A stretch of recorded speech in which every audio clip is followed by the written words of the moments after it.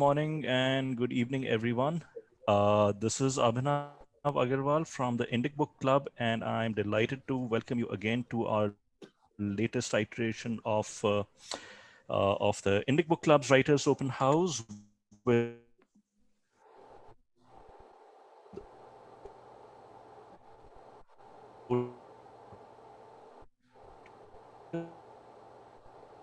Otis, and there is Otis. Do is promote and encourage and essentially develop good reviewing skills in addition to obviously what we have been doing for the last couple of months is which is every whoever wants, they send in their writing sample, and Otis reviews it, critiques it, and then covers it in more detail along with the advice on good writing in this Sunday's webinar.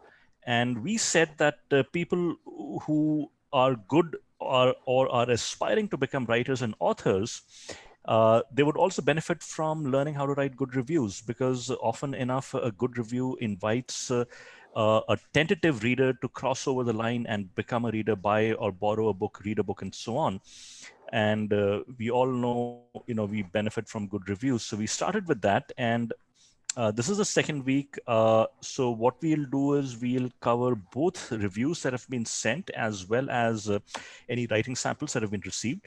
So with that, I will hand it over to Otis, and I'm also going to switch the Facebook feed live so that people who want to watch it from Facebook can do so.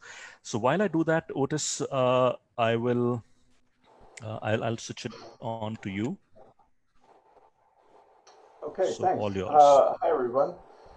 Um, so this week we talked about looking at some reviews, and I received 6 pieces, but as I'm recalling right now, I think I have only one review. Abhinav, you sent a review, actually 2 reviews, and I thought we could take a quick look at those to start with, and then we'll move on to the other pieces. Um, Yeah. So Right. let's see if I can share this screen. So what I'll also share is that I think those reviews, one is of Stephen King's Doctor Sleep, and the other one is Gone Girl. And I wrote both these reviews about 7 to 8 years back. So it's almost like looking at a time capsule and seeing what my writing or reviewing style was in 2012 or 13, I think. Yeah, these are and these are great. Do you see the share here? Yes. And for Okay, some and reason, that's good. That's good to know too. And I see basically too, Abhinav. I sent out. I didn't draw it up on my screen again, but I see that you're basically ascribing to what I suggested the other day in terms of writing a review. You're not you're really not expressing your personal opinion, in a way that feels like your personal opinion, like I like it, and because I like it, you will like it too. You're really dealing with substance in your review, and you're not dominating it with your personal opinion. And I think that's good. And I think you're giving the reader information that they probably want. You're and allowing them to come up with a decision. Um, I think in this first piece, and this is a while ago, so this is a Stephen King piece. It offers some particular issues that um, may not be as I don't know whether they'll be applicable to some of the reviews that you'll be writing for the Indic group, for the reading group. Um, but what I see in this, that your main point, so like you're dealing with this, strange commodity. There are people who are going to read the Stephen King book no matter what, So they're like, there, and it's a sequel to The Shining, as you say. I didn't know anything about this book. I've read one Stephen King book when I was a kid, and that was it for me. Um, I guess I was too scared. Um, but but you have a particular audience and you have a particular kind of author, and so I you're obviously not going to rewrite this one, but I think that I would come out. right from the get-go and express that basically you understand that there are people who are going to read this book no matter what. Mm. So it's really, and maybe that's a good thing to sort of focus on for everyone who's writing reviews, is to think about exactly who are you trying to speak to, and designing your audience to some degree. So you basically, and this is very common sort of composition talk, like to think about your audience. Who do you need to write this review for? You do not need to write it for all the people who are going to be buying the book no matter what. So you may as well define your audience as you move into this piece a little bit. Basically, so I write here, um, I wrote maybe some further contextualizing, which is a way to think about how we design our audience. We create the context for what's to follow. And that might be to say something like, um, there are, Stephen King has millions of fans, and the great majority of those will buy this book and read it, no matter what I say. And I'm not here to dissuade them from doing so, right? Something like that.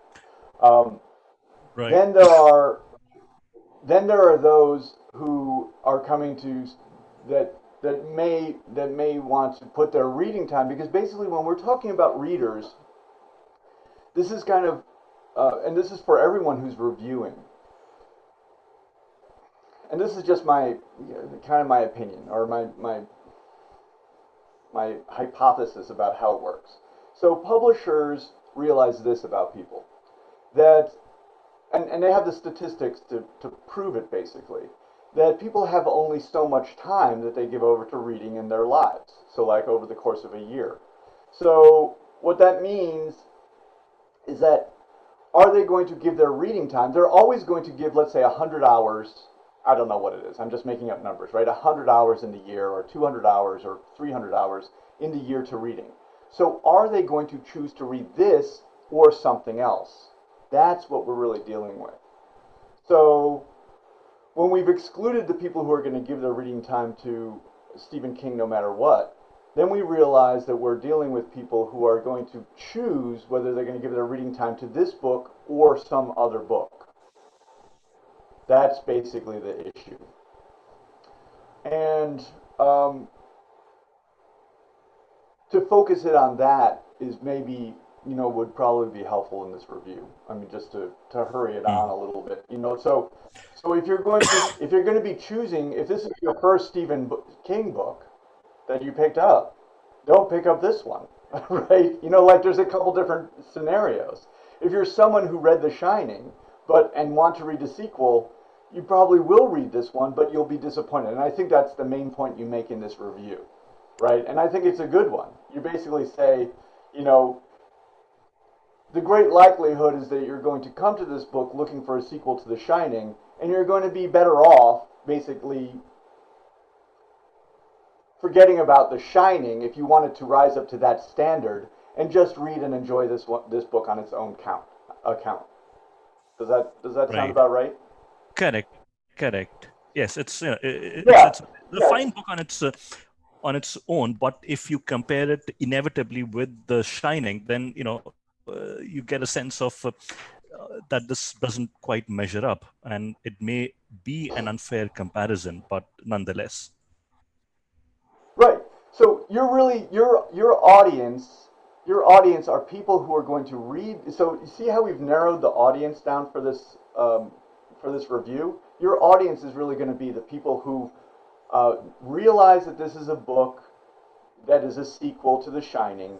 They enjoyed The Shining, and you're basically saying, do buy it, but you'll have a better experience with it if you forget about The Shining. I mean, I'm obviously just paraphrasing. And so in this little bit of work, we sort of narrowed our audience, so now you're talking to someone very directly. And talking to someone directly, this imagined audience that you've now defined, is much better for the reviewer than not doing Hmm. it that way. Than Okay. than simply, like, so let me, I guess I want to express it sort of psychologically. Rather than saying, "Oh, I'm just dealing with the book," Instead, you're saying, I'm trying to write to this person directly.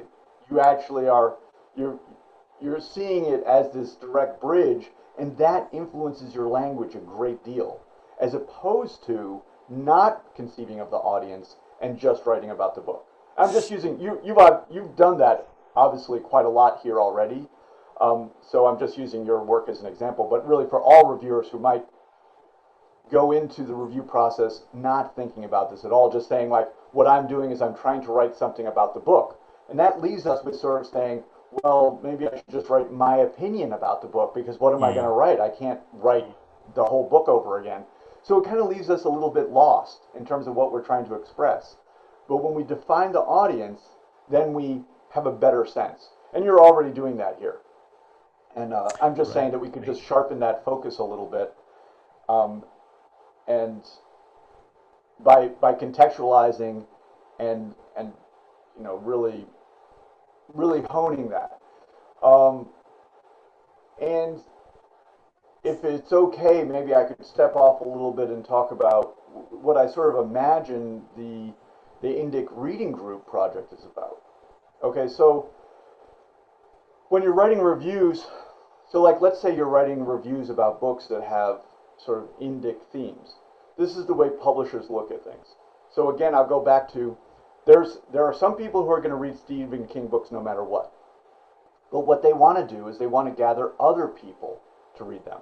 Are they going to be people who would read a different Stephen King book? Maybe. Are there people who would read a different horror book, but now will read Stephen King? And even best yet, is it someone who would read a different novel, but now is going to read Stephen King and read this novel? Or is it someone who would read nonfiction, right? So like the publisher wants to create a book that actually gathers, that both competes with other books that are just like it. So it wants to be competitive with, this book is about this subject, this book is about this subject.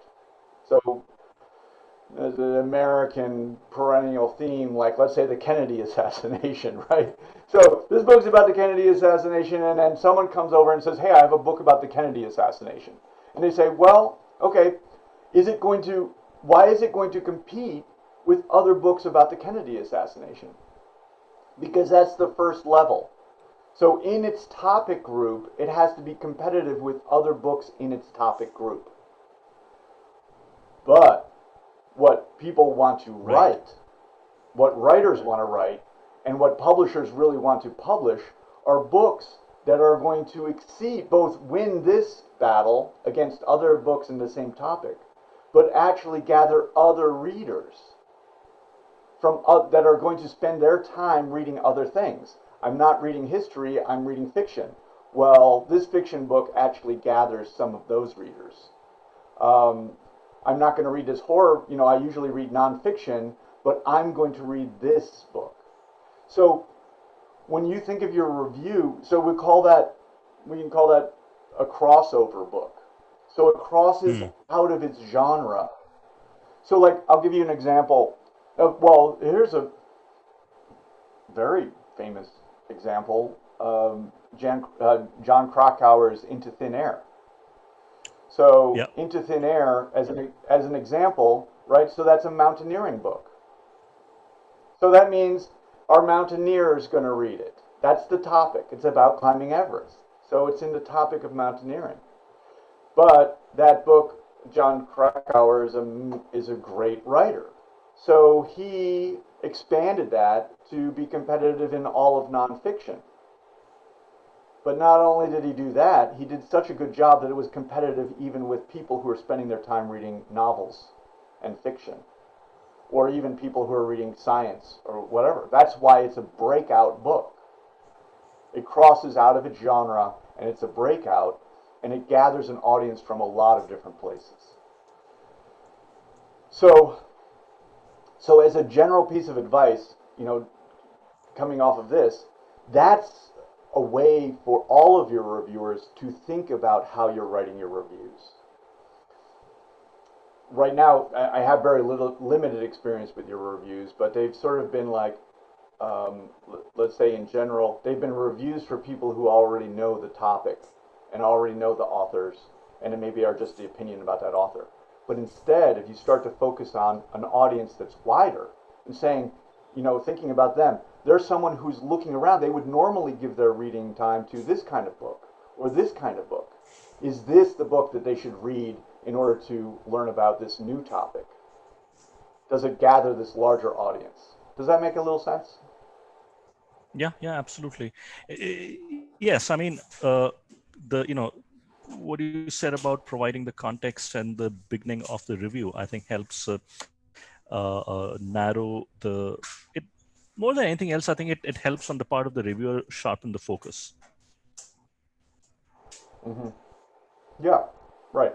And also for all of your reviewers, I'm trying to step off of your work too. It's for everyone who's going to be writing reviews to think about gathering in these other readers who have just happened. So, like any given book that's written, there are some people who are going to read it no matter what. Like when if I have a book, my mom's going to read it. A couple of people who know me. I have like 5 guaranteed readers. The question is whether anyone else should read it or not. I'm making a little joke there. That was a joke. Anyway, we'll move on. Um, okay, so let's take a look at the other one. Um,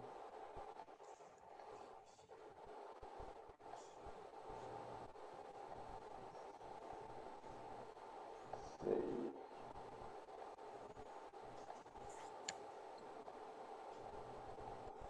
Okay, I just did note in this one that basically the thing that you offer in the beginning that sort of suggests that um, if you basically you're coming down to something like this. It seems to me in this review, if you've never read Stephen King, you'd probably want to read something else. Um, if you've not read, if you are choosing to read this, as your first Stephen King book, you might also pick something else. But if you're reading this as a sequel, my advice is to separate yourself from the original so that you can enjoy this book the best. And so I think that that's the point in the beginning, and it's not exactly expressed that way there, but it is pretty much expressed that way at the end. And so you do want to have basically the form of the review is something like this: the opening, the introduction expresses your point of view, so that if anyone just reads that opening paragraph, they've already got it. Basically, what you do is you you have your essential argument there. Then you have the body of the work which supports that argument. And then you basically return to that argument at the end in a somewhat, it can't be exactly the same, but you want to express it, the essential idea in the same way, so that it arrives to the reader as a supported argument now, if they should read that far. So we want to think of Right. our work that way. And the introduction and the ending are not exactly the same. And I think the ending you actually stated better. So you want to just make sure that you have that clarity in the beginning. Most people, I was thinking this morning, before our class, I read, I probably read 5 articles a day. Just, in my free time, unfortunately, maybe. And I don't finish most of them. There are very few that I finish, even ones that are really good. I notice about myself. I mean, I'm a pretty voracious reader, and I'll stick with it. I often read those longer. If I read news, I read The Guardian, I read, The New Yorker, and a couple other longer works. That's what I gravitate towards because I like that level of detail. But I don't finish a lot of them, so it's very hard for you to get someone in today's environment. I think we have so much language coming at us that and so little time, and Right. we're fighting for our space. I mean, against my kids. I'm going to tell you right now, my kids will probably never read a book review. Never. I mean, it would be. But if you could write a book review that got my kids to read all the way through it, you would be doing amazing work. Um, and I thought the Gone Girl review was great. I think it was clear. Um, I really didn't have much to say to it. I think it's Hmm. a good one.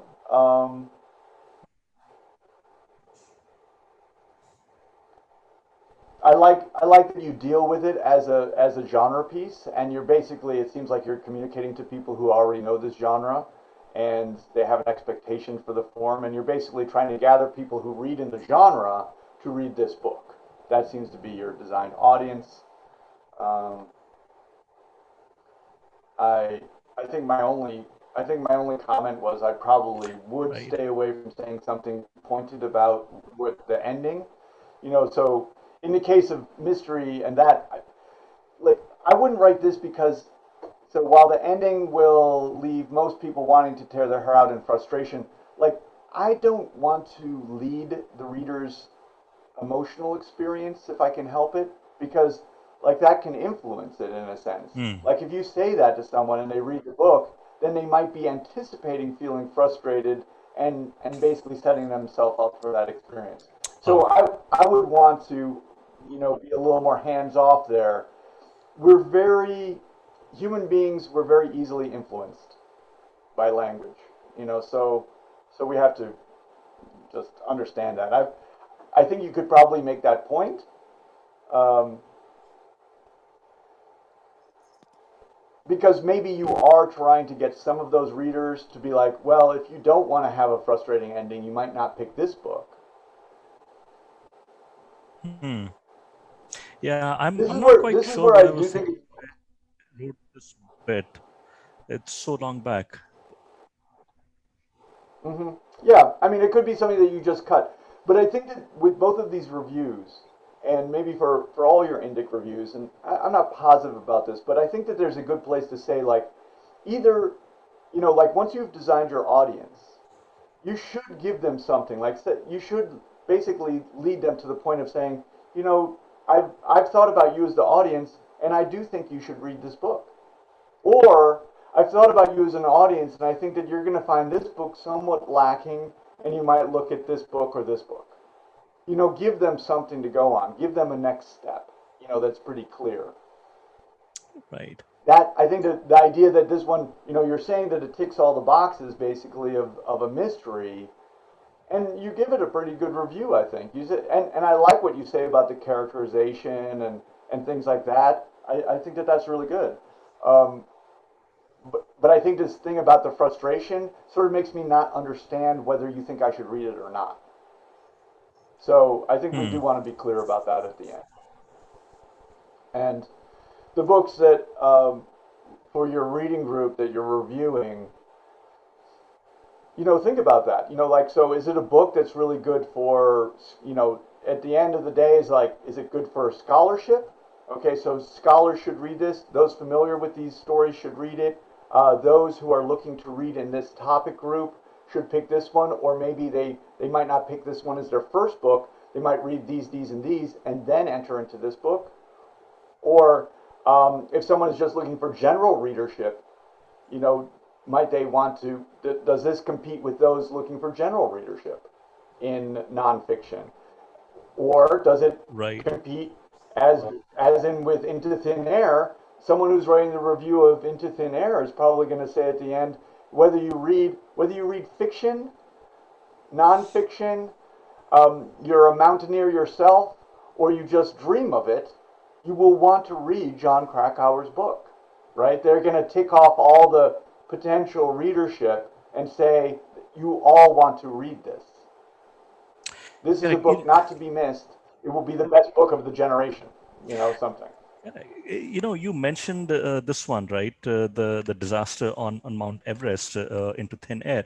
I'm reminded of a similar book in the same genre, which I forget the name. I think it was the eruption or something like that, which was on the eruption of Mount St. Helens in 1981-82. And I think the book came out about 3 or 4 Mm. years back, and that was also a very, very similar kind of a book. Hmm. And did it break out in the same way? I mean, John, I didn't read that book, so I didn't see it. But anyway, but yes, if you so you just want to think about these sort of publishing issues, like Hmm.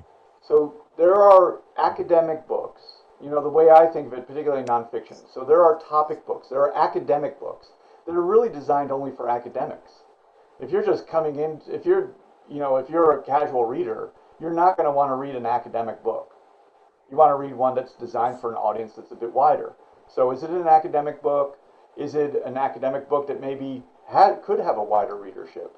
Is it a popular book like Malcolm Gladwell, really taking something like a little bit of science and offering it for the lay people generally? These are the things that we want to think about. Who's the intended audience of the book, and does it possibly expand beyond that audience? And that's what you want to address. So the first level of any review is probably, okay, this book is designed for this audience. Does it work in competition with other books that are designed for the same audience? That's the first level of consideration. If it does, if it's going to be the best book of the season in that topic area, is it a book that people that read other books, might they also read it? That's a wider one. Let's say they also read in that topic.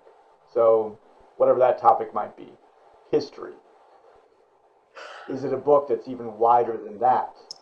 Where not only people who read history, but people who read all nonfiction might read. Right. Is it a book in which even people who generally will read 2 or 3 memoirs a year, might they also read it? And then lastly, is it a book that will also gather fiction readers?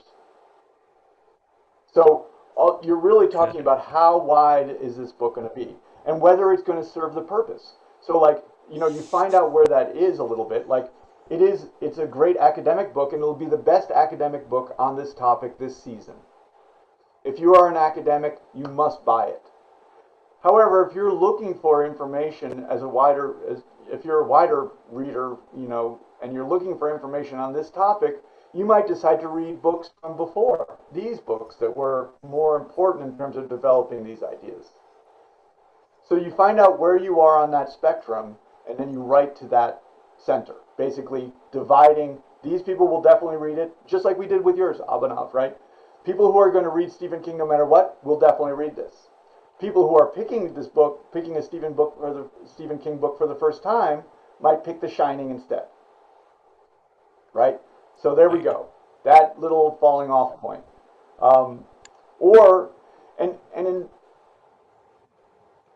If you're going to write that the book fails in its slot, I think you're better off writing a review about something else, frankly. I mean, I don't think there's no point in just trashing a book. The best way to trash a book is no one's reviewing it. So reviewing it is already bringing it to a wider audience. If you don't want anyone to read it, you don't mention it. Correct. So that's what I think. So you should be able to find it's going to be good for this group, but not good for this group. But where is that going to be on the spectrum? And about this is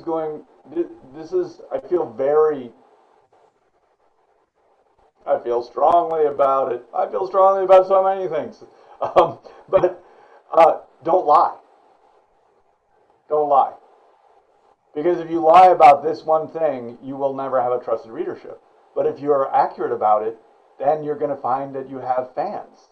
Right? So if you find this line and you say, you know what? People who have never read in this subject before should read this book. This is a great introduction to the subject. Right? And someone reads that and they're like, I am interested. And I'm going to pick this book. Well, it better not be that academic book that you're basically saying, it seems like an academic book, but it's actually great for general readership, and it's not. That's a mistake. So try to make sure that you hit that line accurately. And it does fall a little bit like as an academic book. Let's talk about that. As an academic book, everyone in academics, people have to read academic books because their jobs depend on it. They have to know what the current ideas are. So there again, like your Stephen King collection, there are people who are going to read it no matter what, academics. But should other people read it? That's right. No, good. So, yeah, I good points, Otis. And let's see in my next review if I can incorporate at least some of them. Yeah, and we might add that to. I think that is an important point, and we could add it to our little, um, you know, our little sheet about writing reviews. It might even be the number one thing that we should think about. Who is the audience designed for, and does this reach a wider audience or not? Right. And then probably, as we say, like those books that fail to even meet the mark of that audience, the audience it's designed to reach, then then probably we don't write that review. Perfect. So, yeah, I really encourage people to send in their reviews if they have written in the past, or if they have not, then take a stab at writing a review. And doesn't have to be 5,000 words long. Something like a 500-word review can sometimes do what pages don't. And the by way of sharing something else, the reason why I started writing reviews was because I wanted to see if I liked a book, or if I didn't like a book, could I articulate the reasons cogently enough, rather than just stick at, hey, I love this book, this is a great book, or I hated this book, the reader or the writer sucks, the book sucks, the publisher sucks, those kinds of uh, you know uh, analyses. So that was one reason why I said, and also if I understood the book, if I could not summarize it, then I felt I had not understood the book enough. So I had my reasons for starting to write reviews. And if I look at my earlier reviews, they suck. I mean, and I've still kept them online, because to remind myself that I sucked, and if I've improved, that's a good takeaway. Well, the thing is, writing. I mean, writing is just one of these things we're always developing, and there's good things in everything that we're writing too. I mean, there's, probably some of those early reviews. If I was critical about what I've written, I would be a very unhappy person. There's probably, there's a spark of something there, and you're doing the work. So remember, like with everything that we're writing, I really do believe this. We write something, we're often focused on the outcome, the thing that we've written. But actually, I think we should focus more on our experience in writing.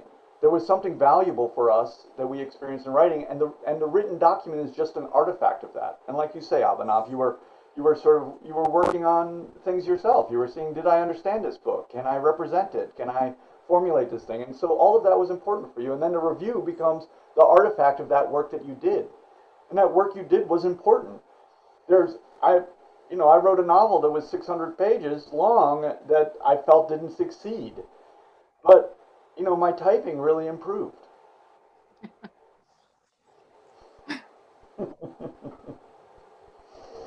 So, um, okay, let's look at some other work.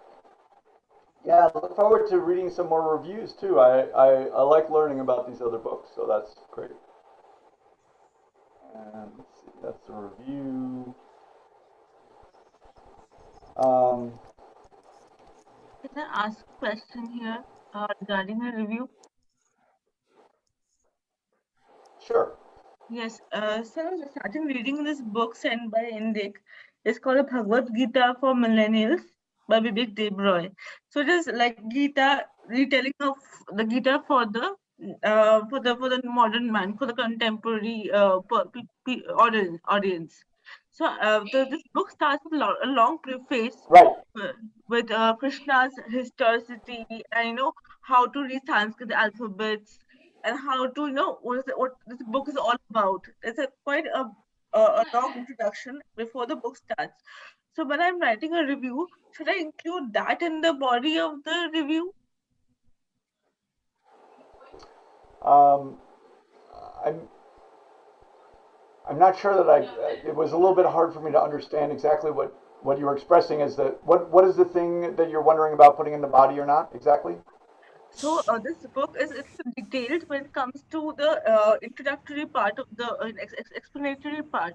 So, for example, this book, in Gita, Lord Krishna talks to Arjun and tells him uh, how what is the right thing to do. So, in this book for the millennials, Bhagavad Gita for the millennials, they're trying to say that it's this long detailing where there's a description of Lord Krishna's historicity, and also, how to read Sanskrit alphabets, a big introduction before the real book starts, the body of the book starts.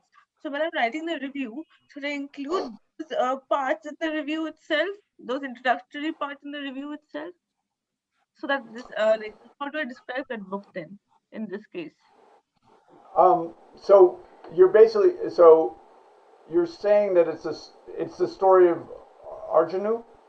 Lord Is that Krishna right? talking to Arjun, yes. It's a part of Mahabharata So actually. Yes, yes. right. So it's from Mahabharata. So I'm having some other people are talking. So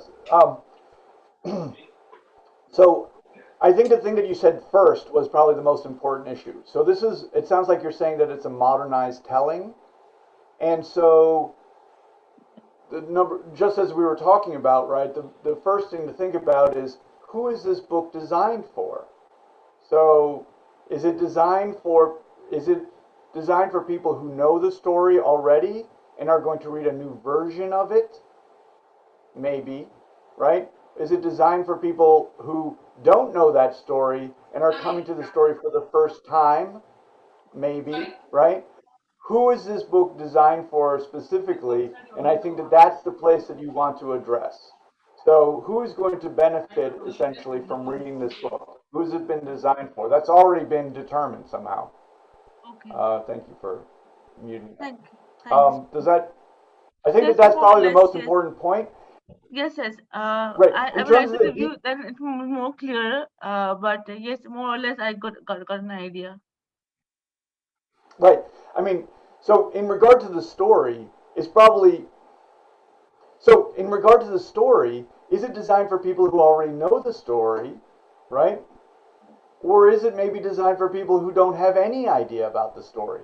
Or I mean, if it focuses on the Mahabharata and it has Arjuna in it, I mean, even I've heard of it.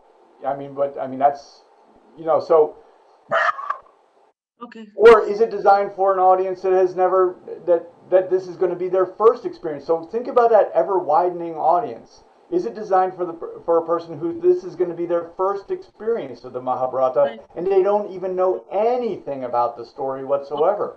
Okay. I mean, and now that would be, so now you want to think, does it work for the person who already knows the story? Does it work for the modern reader who knows the story and but is still coming to read the whole thing for the first time? Or is it coming to someone who's never read the story before, and doesn't know anything about it? So figure out where this book fits. Where does it fit in terms of that audience? And then address that audience. Well, actually address all those possible audiences, right? Because if you want to support a book, you want to say that it works for as wide an audience as possible. And that's really what you're aspiring towards. But you want to be honest about where it fails in terms of widening that audience. That's my main thing. So please don't say this book works for everybody, because that's going to take away your credibility. You have to finally have a critical sense about where the line is drawn in terms of who it works for and who it doesn't. Sure. Sorella, does that make a little sense? Yes, yes. Sure. It does. Um, and so if you're going to deal with aspects of the story itself in the body, you might say, this story is familiar to everyone. But for those of you who know it, you are not going to see it rendered with such detail and sensory description. The language, so like what does this one do that's new? The language here is lyrical, it is da da da da da da da. It's like these various things. So it's sort of like when I was a high school teacher, I taught Gilgamesh a lot, right? So that's Sumerian culture, and it's obviously a very ancient story. And there's different renditions of it. There's some that are translations from the tablet, right? The original tablets. Sometimes those translations change,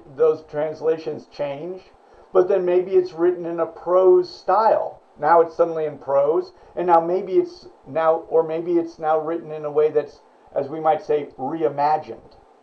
right? Where they take the basis of the Gilgamesh story and now reimagine it with full characters. So there's all sorts of different ways that you can represent um, a story that's already existed. And you should be sort of familiar with how to discuss those things. So, right. So, to some degree, I would have to probably see the book to be more specific, but I think maybe that gives you a starting point. And the best, Sorella, the best thing to do too is, you know, try the review and submit it here, and let's take a look at it. And if you're having, and we probably should do this in all our reviews anyway. We should have at least one section in the body, like in that type of work, where we quote something with some kind of length and talk about it. So that would be helpful for me too. If you wrote it that way and you actually included a quote, then I would be able to see what the actual text looked like, and I would be able to see if you're on the mark or not. Sure, I will do that. I'm a very slow reader, so I read very slow. I'm trying to, pace up my own reading speed. So I think the reviewing is Yeah. will help me a bit. Thank you. Well, it's it's great to read slow. You get to read for longer, so it's better. It's true. I was in Paris for a while, and I would go to the used bookstore, and they had books out front that were like, €1 or something like that, and I would buy the book with the most pages, whatever it was, because I had so little money. I was just like, whichever one had the most pages, because I just want the more reading time as possible. Um, okay, let's look at is B. Sri Charan. Do you see this piece up? Yes. Hi, how are you? Yeah, I'm fine. Thank you. How are you? I'm doing well. Have you submitted something to us before? I don't recognize your name. No, this is my first time I'm attending these meetings. Okay, great. Can I?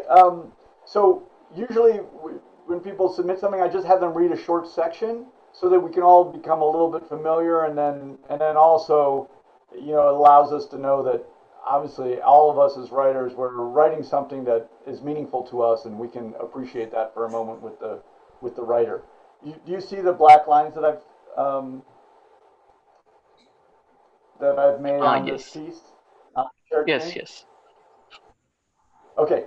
Could you just read between those black lines, and then we can hear a little bit of this story, and the Yeah, rest of sure. the audience is familiar with it. Thank you. I'm beginning. Uh, Tell my lord, where must I take you? Shalya said, like a perfect servant. Why, my dear friend? Karna smiled. You might call me Karna or Suta if it pleases you. You need not hide your heart behind that armor. Shalya did not speak. He nodded and turned his eyes from Karna to the battlefield. It looked like the dead had heavily outnumbered the living army. A huge crowd, smelling of death. Vultures moved freely despite of the huge armies looming like oceans on either side. The limbs of men lay beside the heads of horses. Men were crushed under the carcasses of huge elephants. Valuable swords and maces broke like wood, the broken pieces of chariots and their drivers underneath. Some still had reins in their hands.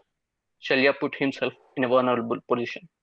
He will be exposed, for his hands held the reins in the place of his dear bow. He should rely on Karna's valor today. Okay, great. Thanks very much. Um, so, tell us a little bit about this piece. What are you going for? Well, this is a conversation between Shalya and Karna, where Shalya had been appointed as Karna's driver for this 17th day of the war. So, what I mean to say And is that, yeah, go ahead. yeah, so this is like a mockery between Karna and Shalya. I mean, it might have been foreshadowed, but here Karna is referring Shalya as Suta. I mean, Karna Suta is the caste where there are charioteers. They work as chariot drivers. So here Hmm. Shalya is the driver. People used to mock Karna as you are Suta like that. So here he is referring to Shalya that I am not the driver here. You are the driver here like that. There is a subtle mockery going on between them. Okay. And I Yeah, wanted to describe how the battlefield is looking as some prelude. right. And then Karna is, so this is, we're in a war scene. Arjuna is here, and Karna basically wants to find Arjuna and engage in battle with Arjuna, I think. Is that right? Yes, yes. Right. Yeah, I thought there were aspects of that were really great. When Karna says, he's going to give all this wealth and power, horses and elephants to whoever can point out Arjuna to him. To me. So I don't know this story, and I think that this is a story that maybe a lot of people do know. So I don't know this story, so I'm getting all my information here. But it seems that Karna is kind of boastful in his way, and maybe a little bit puffed up, like this is the thing that I most want, and feels completely confident and that he's going to be successful in this battle. And I like that depiction quite a lot. I was not, for me, I had trouble figuring out Shalya. I couldn't figure out that character exactly, so maybe that's some of the background that I'm lacking. I don't know if Shalya, I mean, the way it seems that Karna is someone who's, maybe a ruler or something like that, and Shalya, I can't figure out that relationship. So it's it's a little, for me, because of that inability for me to understand that relationship. It's a little bit hard for me to understand even maybe what's going on. Shalya then says, I can point out Arjuna to you easily, so you don't have to go through all of this.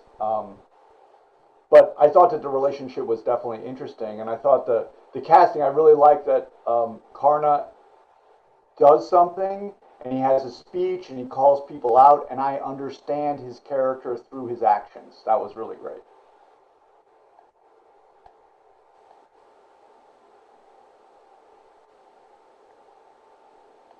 I like that you have dialogue in here. That's really interesting to me too. I'm pretty excited to read on. I think my only comment really is um, there are just some issues in the beginning, and this is pretty common with us as writers. We sometimes are just sort of warming up, and we don't know exactly when to start. The my advice is really to start in media res, as you kind of are, except for these first two paragraphs. I just want to point out something about the writing with them, but just begin and then keep moving forward and have us experience what's going on as closely as you can. That usually is what works best.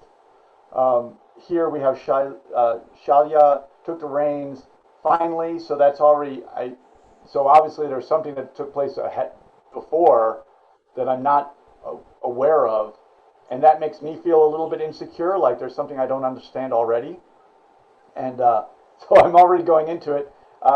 It is beneath him, but not all charioteers are inferior. I don't. So this is a little took the rein. It is when we have it is. This is where I get like my writing gets really picky. But when we start a sentence with it, we don't have any. I don't have a reference for it, so I don't know really what we're talking about. So I'm a little bit. It is beneath him. I'm like, what's the it? The I don't know. I don't have a reference. It's like a grammar thing, but what I'm understanding mainly is that I feel very insecure going into this piece to start with, and uh, maybe I'll just say like I want to I want to really emphasize this for us writers.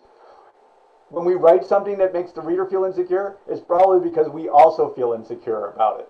We're just really warming up, right? We're warming up our fingers. We're getting into the story. We're making ourselves starting to imagine. It's very typical of our process to do that. My suggestion is just for us all to be aware that it often takes us a little time to warm up. And when we look at the beginning, rather than obsessing about the beginning and making it just right, realize that maybe we were just warming up and we just need to jump in a little bit later. Then then the other thing, so this is really for everyone. I always like to, since you haven't had a piece before, I like to use all the pieces as an object example basically for everybody. So when we start a story, we're basically making an announcement to the reader. The reader has opened up our book, and we're making an announcement that you must read this story. This story is absolutely crucial for you to read, and it's going to be a dire consequence if you don't. That's basically what we're saying to the reader. Because we're saying that, by offering them a story, we do not want to turn away from that story basically ever in the entire story. Does that make sense? Like, we don't want to say, you have to read this story and then say, oh, but there's another story. We don't want to do that. So let me just say how it happens here. So Shalya took the reins finally. So there's some part of the story that I don't know and apparently might never know. It is beneath him, but not all charioteers are inferior. It is known that the mighty Brahma led horses in the Rudra once. Okay, so that might be a great story, and I'm sure that it is, but it's not this story. So this is a little thing. So we get the attention, we get the focus of the reader onto this opening, and what we want to do is we want to keep them there. This story is absolutely crucial. So we want it to start, we often say in media res, we want it to start in action, and then we want to keep the action going.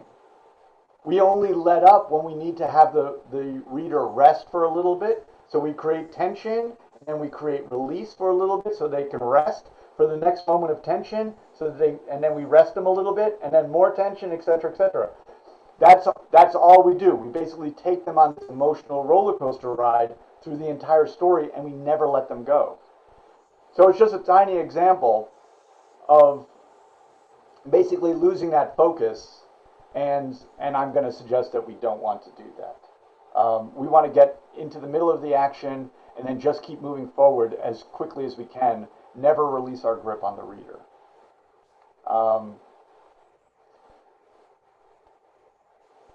And then we also have now Krishna volunteered himself to be the driver for Arjuna. That's also not this story.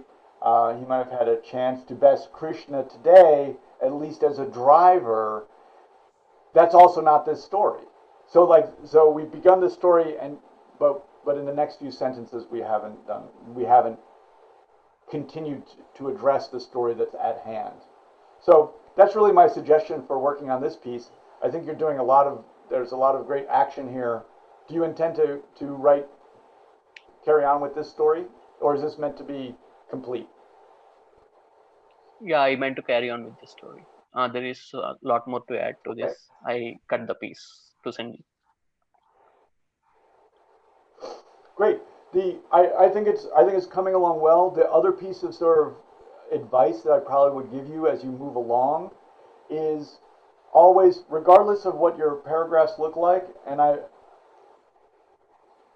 this style of paragraphing is not my favorite with the lines between. I would just, whatever, we used to call it a carriage return, if anyone remembers typing. But anyway, I would just rather indent all of these paragraphs. But do try this as you're writing. It doesn't have to finally be this way in its final form, but every time you change characters and action, have a new paragraph. It might mean that you have some very short paragraphs, and that might indicate to us that we should sort of, I want to say, thicken our attention to that, but we want to go back and forth. So we want to be clear when we have basically the protagonistic force, which in this case is Shalya. Shalya is the protagonist as far as I can tell. So this is our focal point, right? So we want Shalya to be separated always from every other character, basically, so that we can see Shalya alone, and then other characters also alone and separated, and so that we can understand the dynamics between them, because that's what makes up the story. The dynamics between characters make up the story, and what we want to do in terms of the visual representation on the page is separate those out so that the reader can also separate out those characters very individually. Does that make a little sense?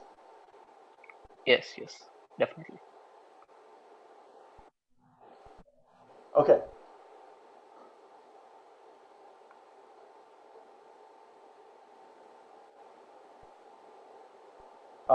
This paragraph is very nice. I love the description here, and as Shalya looks out over the battlefield, and I think you handle that very well and very visually. So very nice writing. Thanks. Do you have any questions? Yeah, one question, like I am struggling with some issue while Sure. writing. I wanted to ask about it. So here we have Shalya and Karna both, right? So instead of repeating the names throughout, like Karna did this, Karna did that, like that, I usually use the pronoun, like Karna had gone to the horses, he then cleaned them, like that. So one issue I was facing is what does he refers to? Like I need to put the names Shalya and Karna throughout the paragraphs, but sometimes it feels repetitive to put the names always. So when I put he, I'm getting it confused. Like who does it refer to while reading it again? Right. So those are reference issues. They'll be somewhat alleviated when you separate out. I think you might even mainly do it here, where you separate them out. So this is an example. Can you see my marking here? So Karna quickly caught the attention of his soldiers. He then spoke loudly. So when you switch your focus point, right? When you switch your subject, so when it's Karna or Shalya, just as you're doing. So you have Karna quickly caught the attention. He, the pronoun, refers to what we call the antecedent in fancy grammar language. But basically, the pronoun needs to always find an antecedent. And in grammar, it finds basically the first one. And if the first one is not correct, that creates an ambiguity and a difficulty for the reader. So you can do that.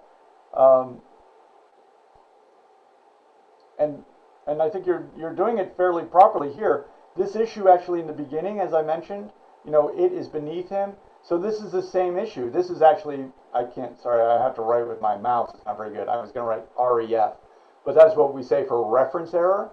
Because I don't have, so it has to refer to a noun that's not a he or a she. And it's either like the rains.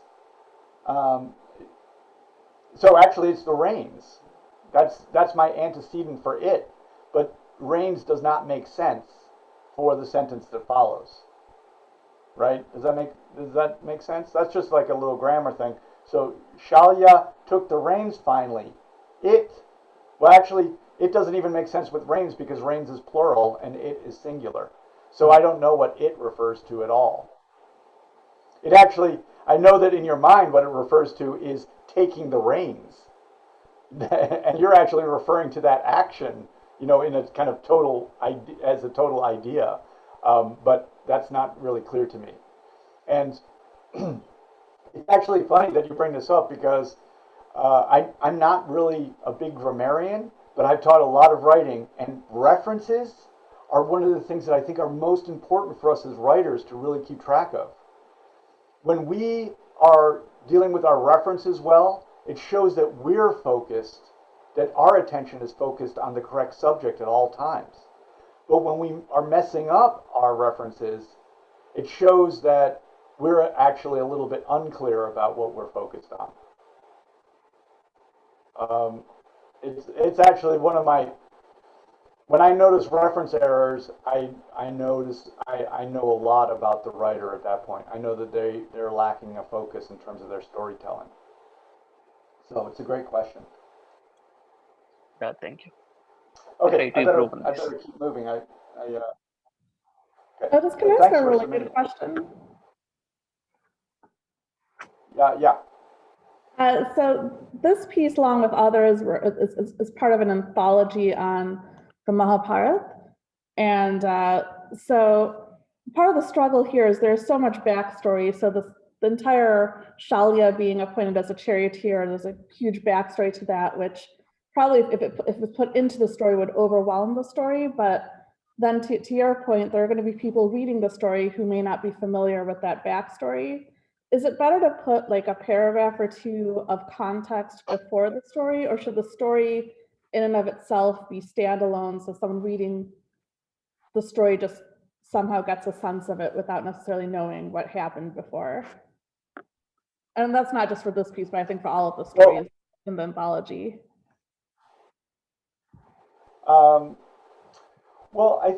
So what's important, so in a story, what's important is the relationship. So what is, the thing is, what is this story about? That's really of fundamental importance, to decide and focus on what this story is about. And I basically put forward this idea continually, and you're going to hear from me forever probably, that basically what a story is about is it's about an arc of character, in which a character comes in one way, they have an experience of some kind, and they come out changed. That describes a story. It also describes a scene. It describes, so a story with multiple scenes basically has that experience again and again. The character comes in, has an experience, they come out this way. They're now this way, they have another experience, and they come out this way. Those are the steps of the story. So the real issue here is not that this is being taken out of a larger story. The real issue here is, what is the story? Does that make sense? Like, who is our main character? Who is our point of view character? And basically the point of view character is going to be the vehicle for the reader's experience. We get put in their point of view.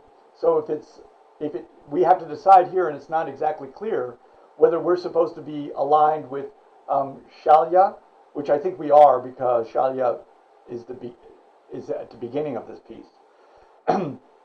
But Karna is offered almost equally in this piece, so I'm not absolutely secure in that point of view.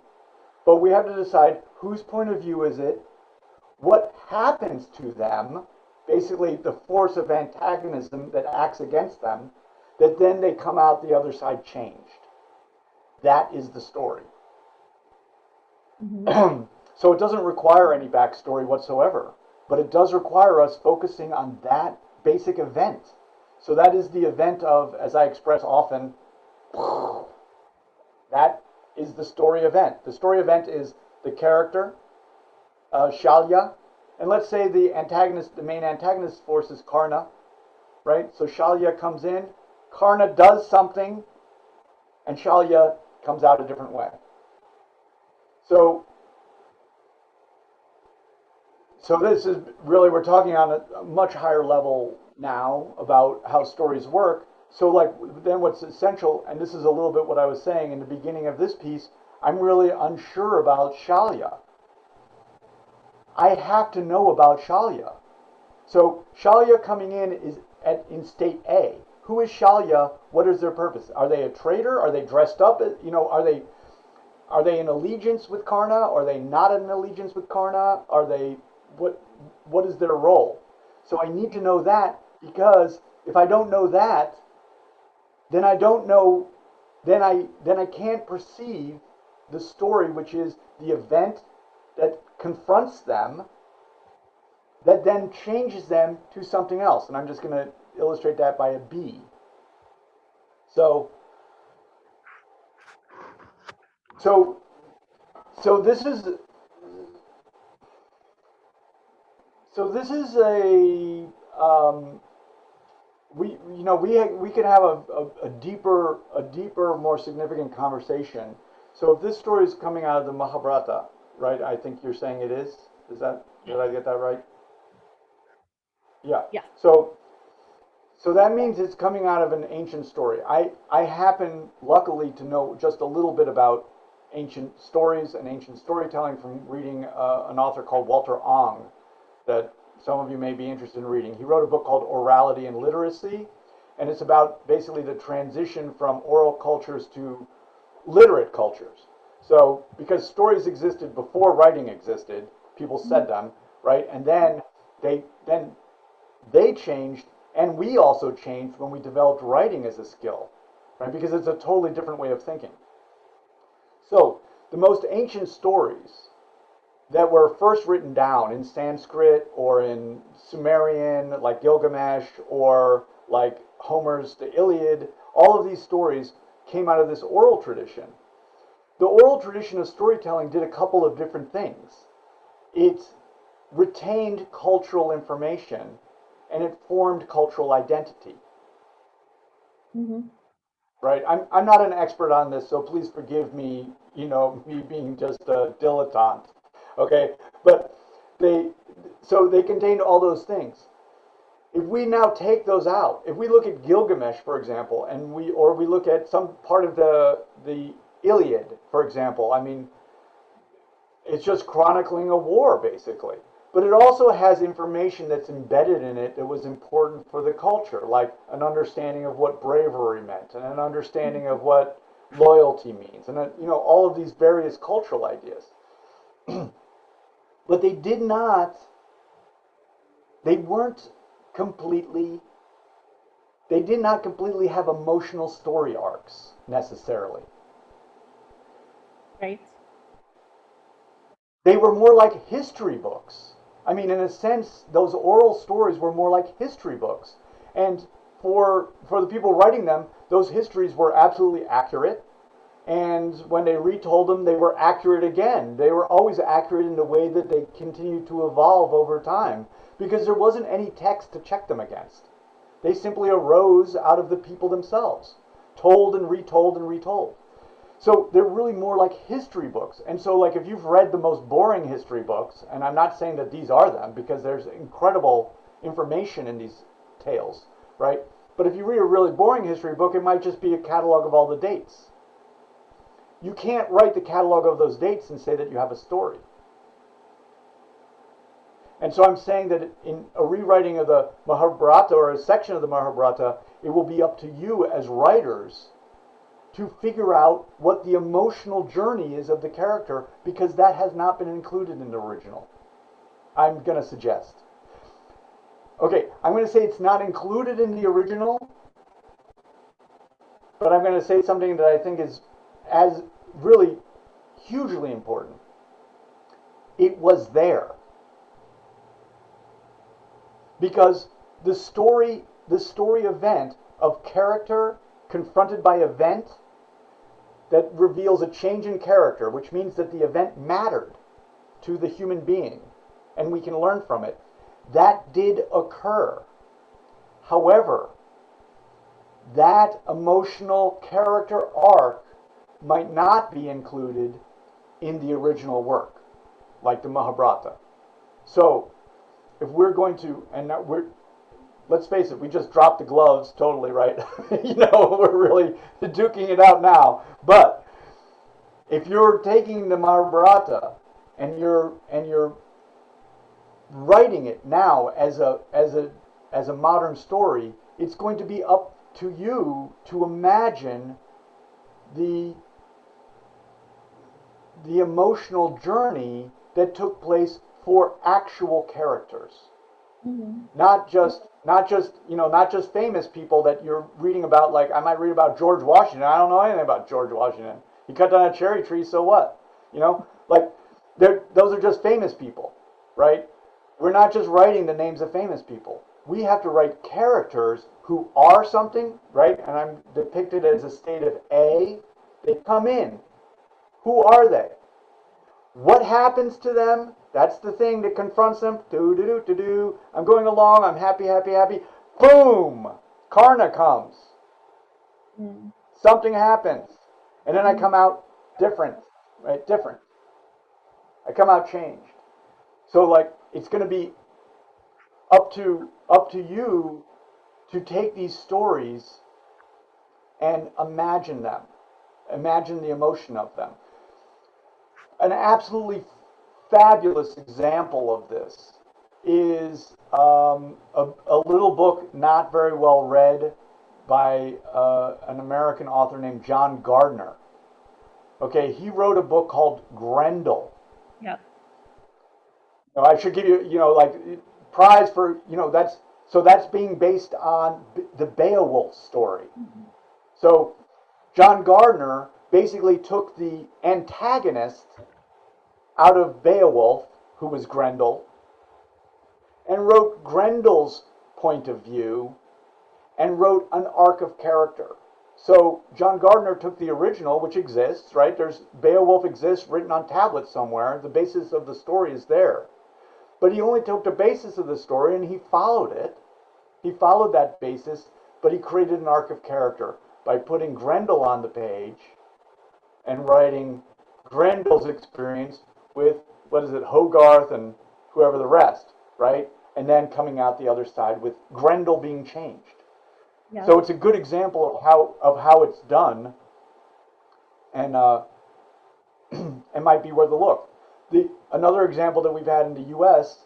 is I forget how many years ago now, but like the story of the Iliad.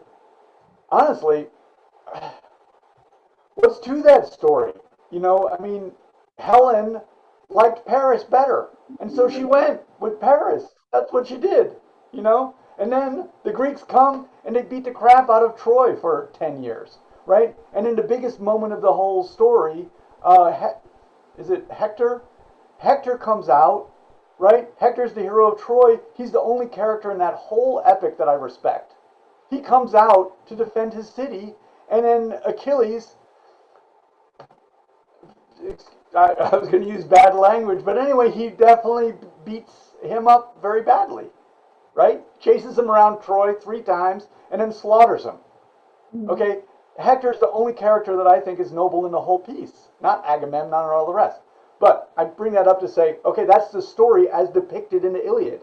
People have been reading it because it's the Greek Iliad, right? Hollywood reimagined that with Brad Pitt. When Hollywood reimagines the story and then they show it, they know that they need to show an arc of character. I can't remember what they did, but basically they need to reimagine it as being about real characters who are having who have real human emotions and are confronted with real adversity and come out transformed by those experiences. So that and I'm sure that you're also familiar with stories that are like that too, probably coming out of the Mahabharata. I mean, you're seeing depictions on film in which that's taking place. So, sorry, Aditi, that was a long answer, but was it helpful at all? Well, that's very helpful. There's some books by Madeline Miller on Circe and Patroclus and things like that along similar lines.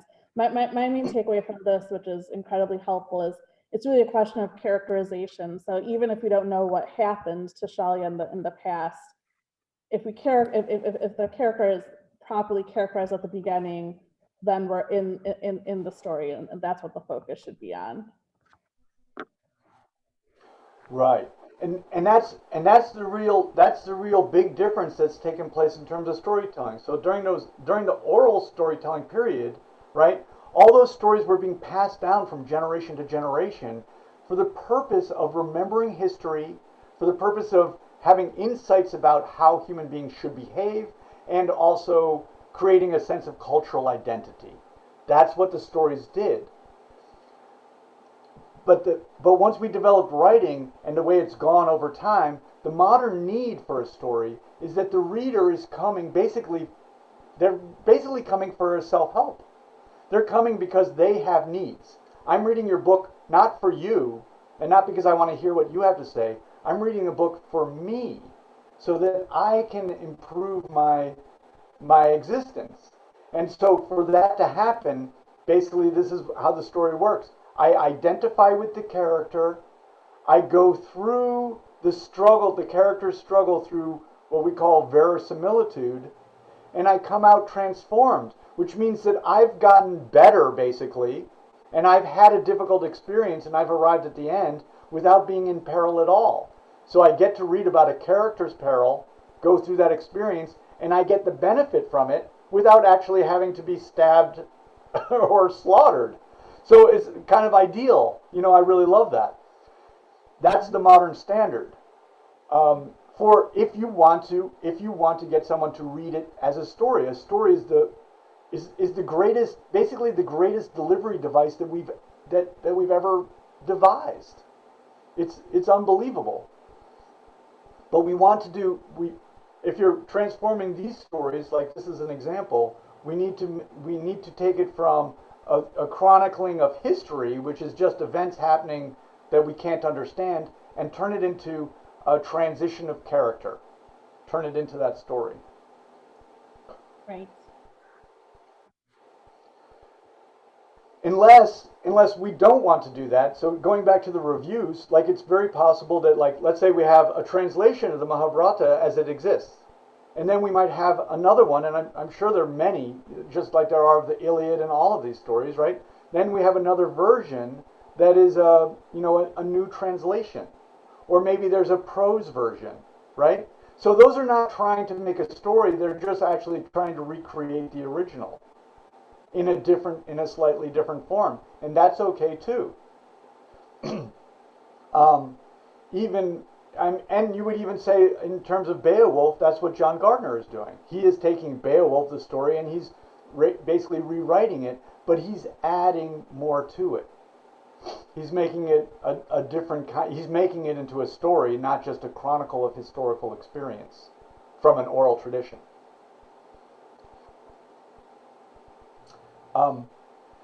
Really, from my point of view, like really fascinating writers, we love problems. So these are fascinating problems, and in rewriting these stories and depicting them as stories, basically, you have this incredible, you have a burden to reimagine these stories. That can be very, very tricky, right? If you are because you love the story as it is, and you don't want to do anything to it. You already love the story. Right. So then the question is, well, why are you doing it? Well, you're doing it because you want to get someone else to read the story, right? You're trying to get someone else to be involved. Right? You're trying to use this story, the power of story, to mean like, wow, if I pick this up, in a bookstore and I was just leafing through it and I began reading it, I would read it because I think I'm going to be changed by reading this story.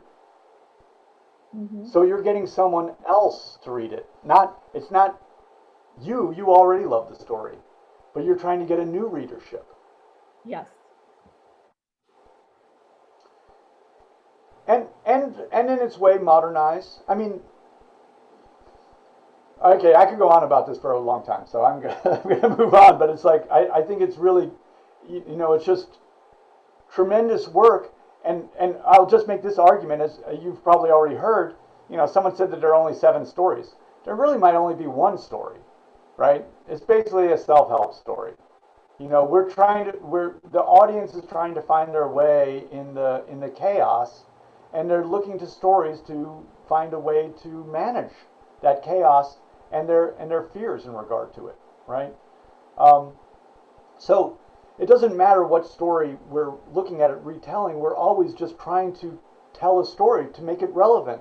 The stories in the oral tradition were absolutely relevant to everyone that listened to them all the time, and they continue to be relevant to people today. So you're just trying to figure out a way to demonstrate their relevance to more people.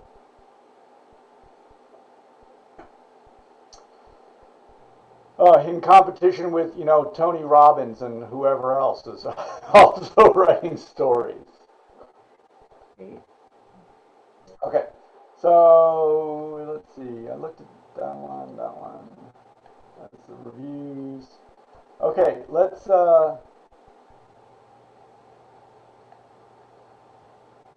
Rashma. Hi, Rashma, are you here? I think we're gonna move a little bit more quickly. Rashma, are you in? Yeah, I'm here. I'm here. Okay. I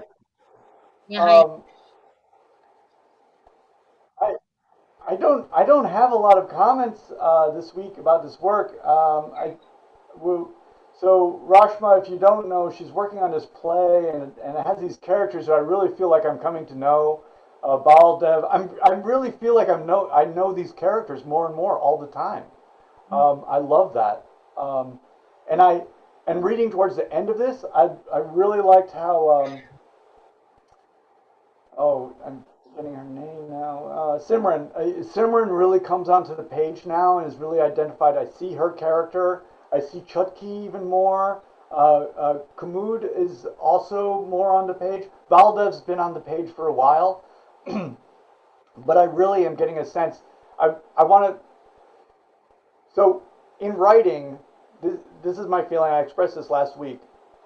Writers, we're dramatists. That's what we're doing. We're engaged in drama. It doesn't matter whether we're putting it on the stage, whether we're putting it in prose, whether we're putting it in the movies, any of these things. It doesn't matter. We have a few fundamental things that we work with. We need a point of view character. Who is the center of this story? Something happens to them and they come out changed from it. That is the basis of all stories, basically.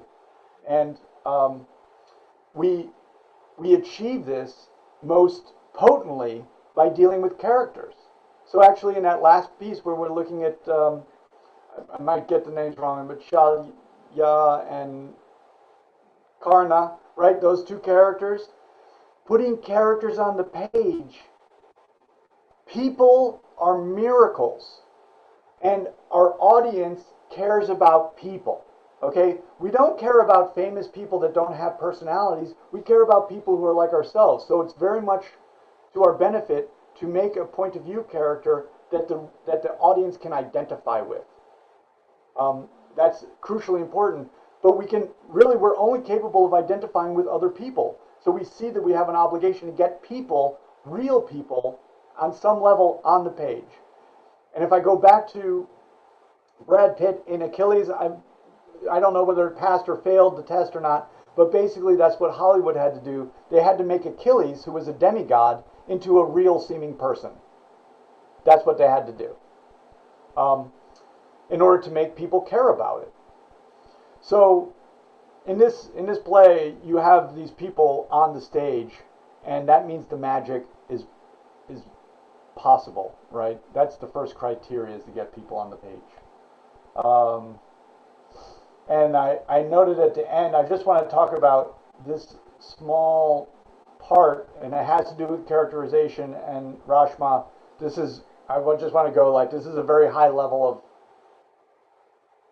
conversation that we're going to have about this, because you've already done so much work to get these human beings on the page.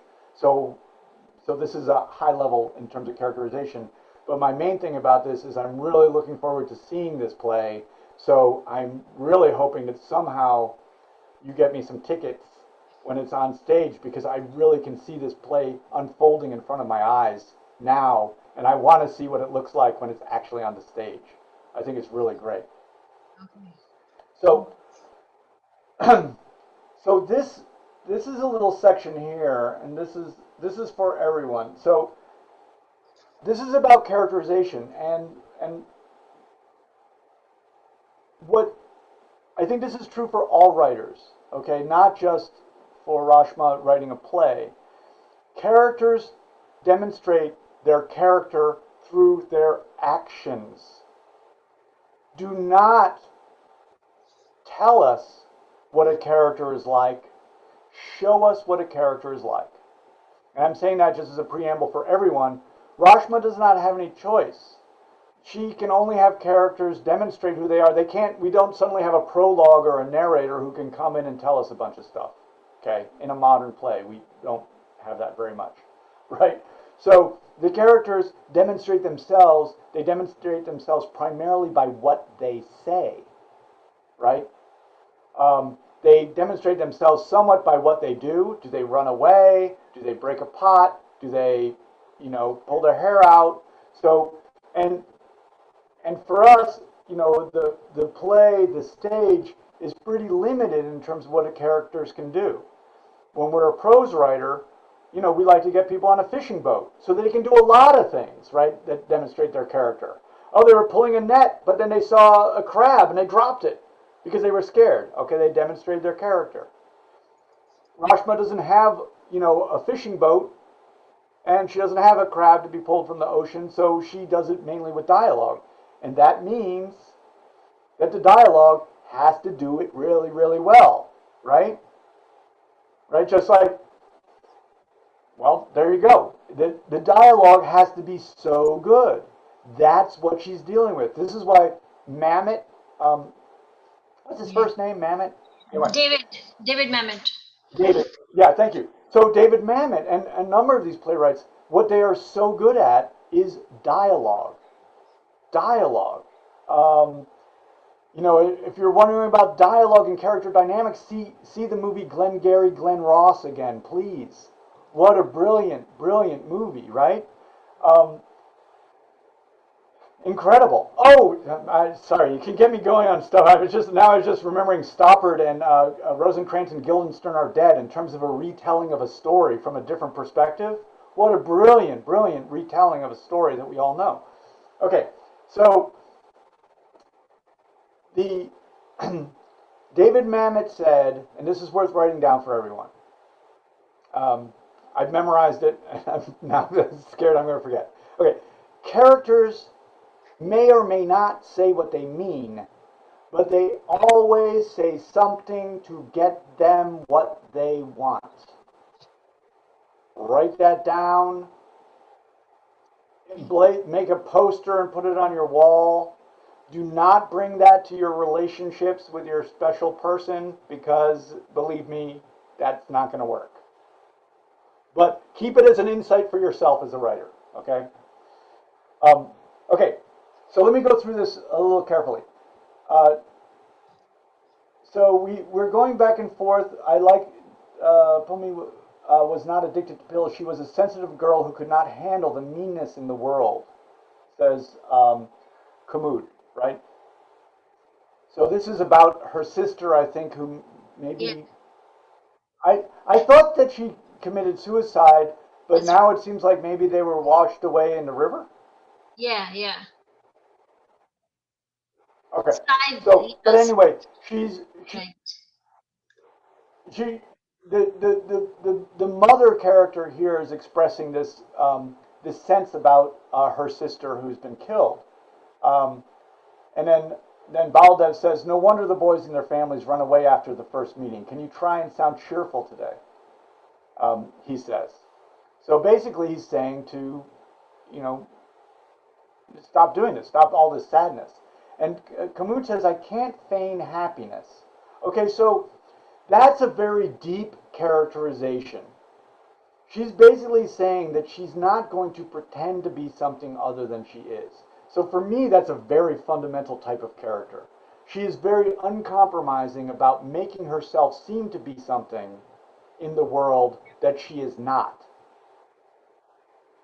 That is a very, very clear characterization. Baldev, right, says, "Don't pretend, be happy." I'm basically my little inner, you know, audience member inside sitting in the theater is going, wow, I'm just crazy with this, right? Because that is such great characterization. You see how they're diametrically opposed as characters. Kamud, so I'm giving this all the attention it deserves. This is how we want to think about characters. We want to think about them like, what are they in their essence? Remember when I say a character walks in as an A, and then something happens and they come out B? This is A quality stuff.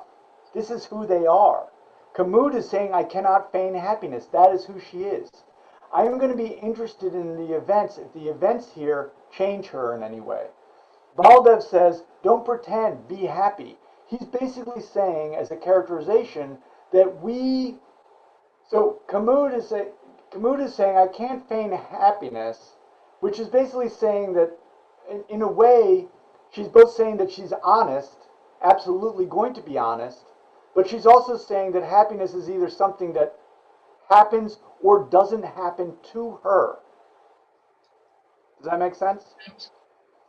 Baldev is saying, "Don't pretend, be happy," which means that Baldev is basically saying, we have control over our destiny, our experience.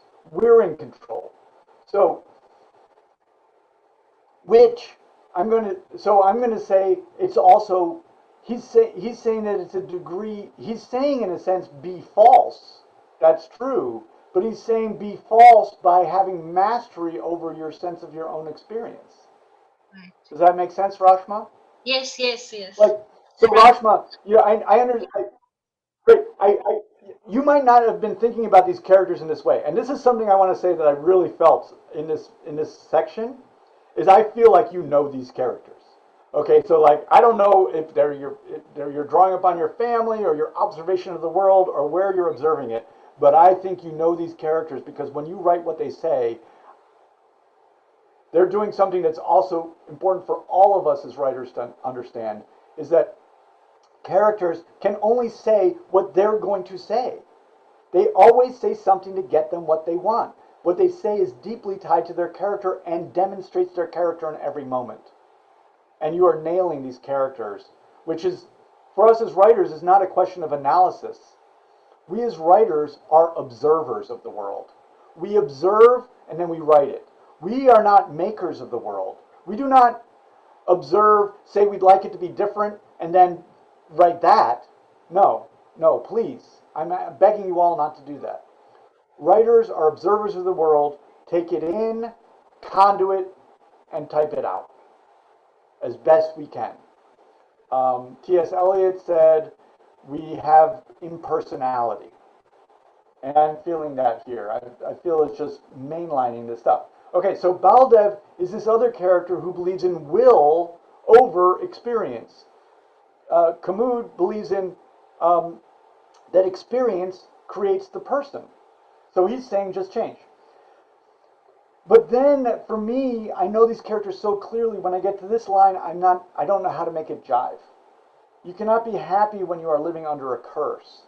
So like, I mean, maybe that makes sense, but I'm losing a little bit of a sense of my characters so strongly, and so It's strongly where the battle lines are right, drawn. right. It's a weak And line. so, Yes, I can feel it. yeah, right. It's a weak line that doesn't follow up on the strength of the last two lines.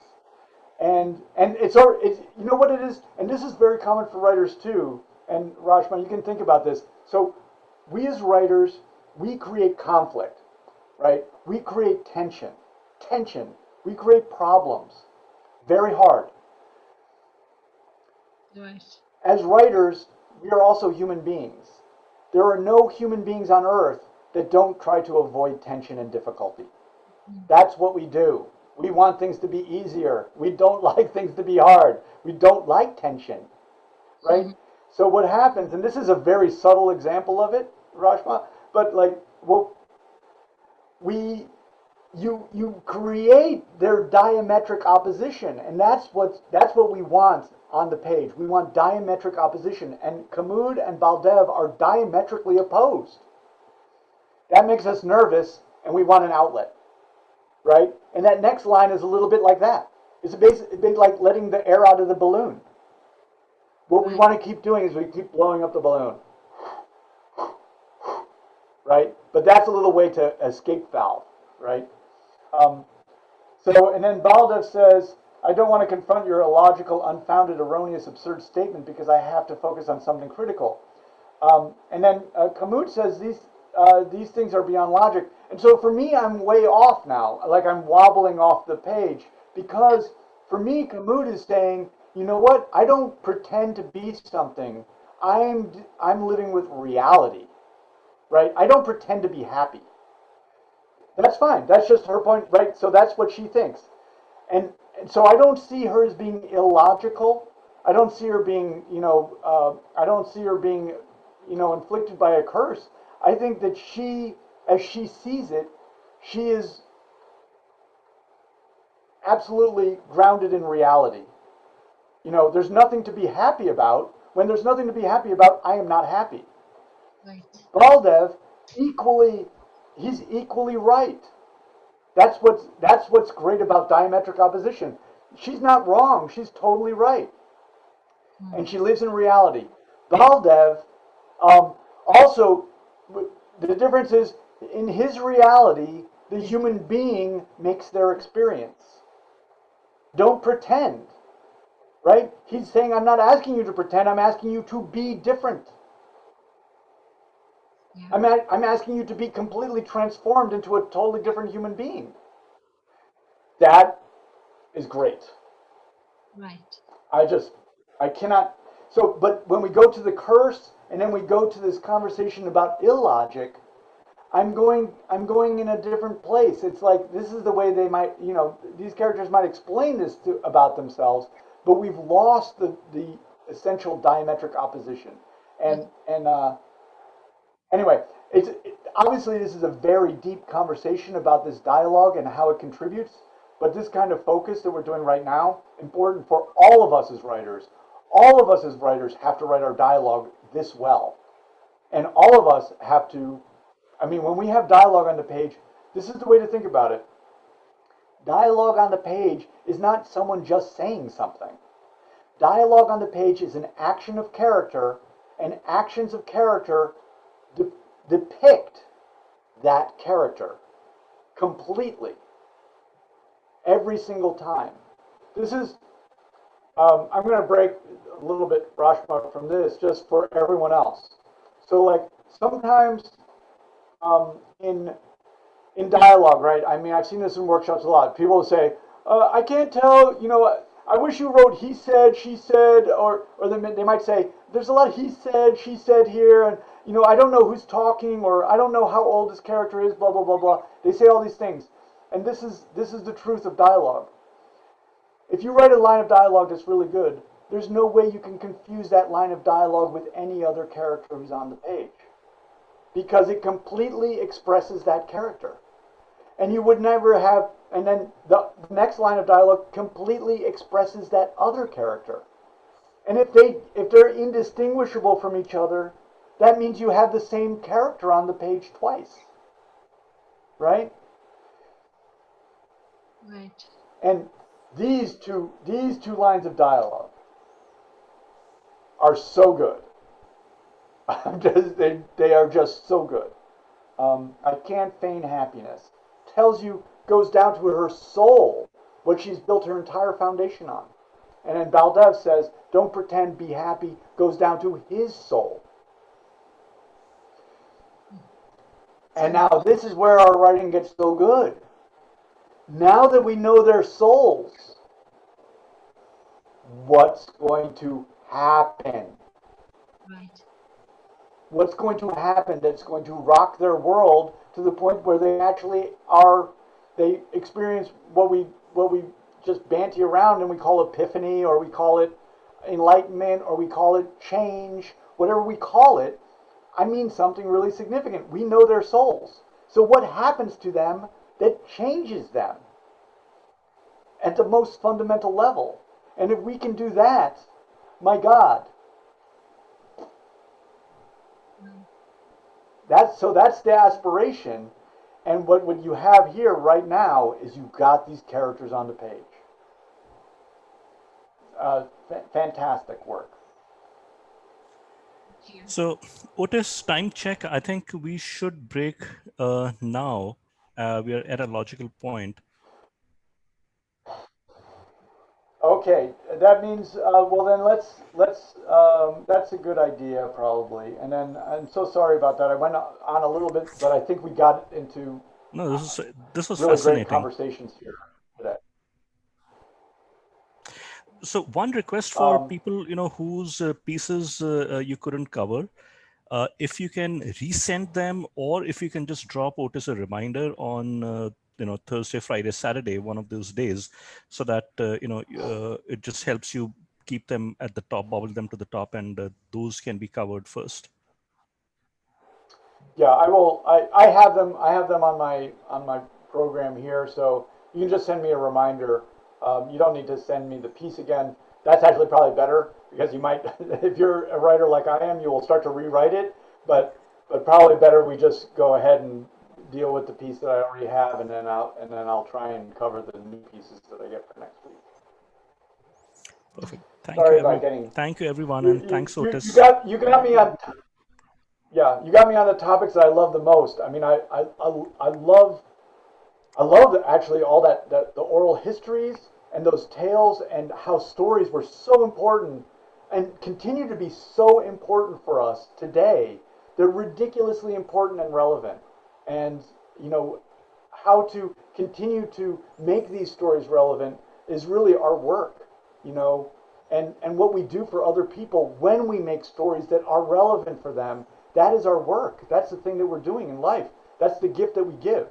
And then the other one is that we love people. You know, we don't judge people. We love them. We get them on the page. People are miracles, and when we get them on the page in all their miraculous flaws and difficulties and whatever they have, right? When we get them on the page, all the magic happens. So those are the, you know, that's it. The best. Okay, thanks. Thanks, everyone. Bye. Thank you all.